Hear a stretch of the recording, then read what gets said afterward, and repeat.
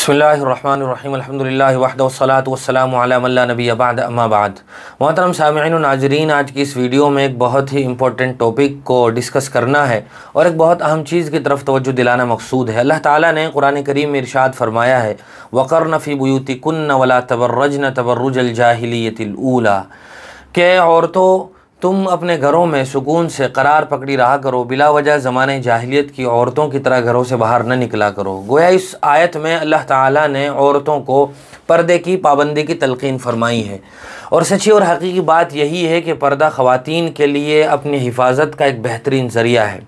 पर्दा शरीयत में इसलिए नहीं है कि औरतों को दबा कर रखा जाए या ये कि उनको इंसानी हुकूक़ से महरूम कर दिया जाए, बल्कि पर्दा ये औरत की इज़्ज़त और उसका ज़रिया है, बल्कि औरत के लिए एक बेहतरीन ज़ेवर है।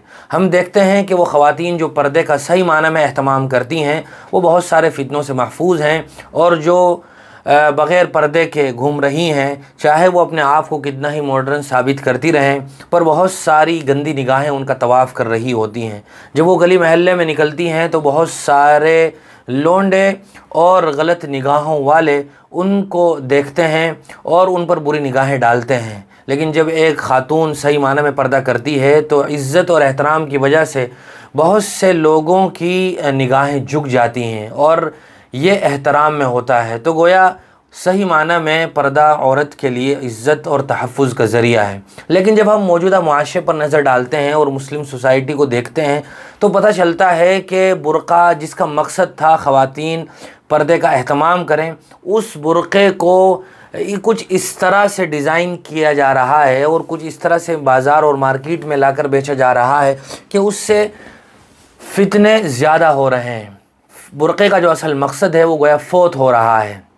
हम देखें कि नक्श निगार वाले, बेल बूटों वाले और कुछ इस तरह के टाइट और रंग बिरंगी बुर्क़े बाज़ार में आ रहे हैं कि उनसे पर्दा कम होता है और बेपर्दगी ज़्यादा हो रही हैं। बल्कि अगर ये कहा जाए तो बेजा नहीं होगा कि अगर वो ख़वातीन बग़ैर बुर्क़े के बाहर निकल जाती तो शायद लोगों की तवज्जो का मरकज़ न बनती, जब जिस तरह वो अब बन रही हैं कि उन्होंने नक्शो निगार वाला चुस्त बुर्क़ा पहना हुआ है।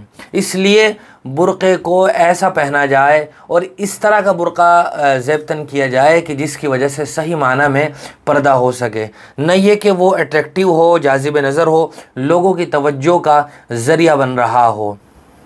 हम सब इस बात को देख रहे हैं कि जो बुर्क़े का असल मकसद है वो गोया फ़ौत होता हुआ नज़र आ रहा है।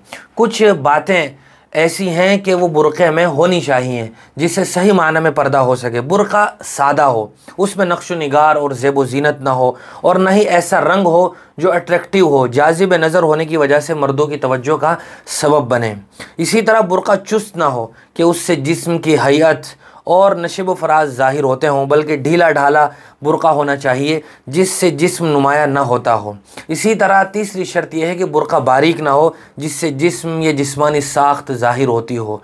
नंबर 4, बुर्क़ा मर्दों के लिबास के मुशाबे ना हो।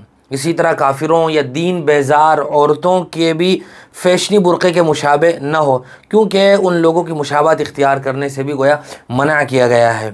बुर्क़े पर महकने वाली खुशबू भी ना लगाई जाए जो मर्दों के लिए फितने का सबब बने। जब ख़वातीन परफ्यूम लगा कर और इस तरह की खुशबू लगाकर घरों से निकलती हैं कि जो महकने वाली खुशबू होती है, तो जहाँ से वो गुज़रती हैं बहरहाल वहाँ जो करीब मर्द हज़रात या लड़के मौजूद होते हैं तो उनकी तवज्जो उन ख़वातीन पर होती है और नज़र गोया ऐसे ख़वातीन पर जाती है। इन शराइत को मलहूज़ रखा जाए तो सही माना में जो पर्दे का असल मकसद है वो भी हासिल होगा। और जनाब नबी करीम सल्लल्लाहु अलैहि वसल्लम ने ख़वातीन के लिए पर्दा करने के जो फ़ज़ाइल बयान फरमाए हैं, औरत उन फ़ज़ाइल का भी हक़दार होगी और अल्लाह ताला भी ऐसे ख़वातीन से और ऐसी औरतों से राज़ी होता है जो ख़ुद अपनी इज़्ज़त का तहफ़्फ़ुज़ करती हैं और उसके लिए गोया ये असबाब और वसाइल इख्तियार करती हैं। अल्लाह ताला हम सब को सही माना में सच्चा हुज़ूर अकरम सल्लल्लाहु अलैहि वसल्लम का पैरोकार बनाए और हमारी ख़वातीन के लिए उम्महातुल मुमिनीन को आइडियल और नमूना बनाए। व आखिरु दावाना अनिल हम्दुलिल्लाहि रब्बिल आलमीन।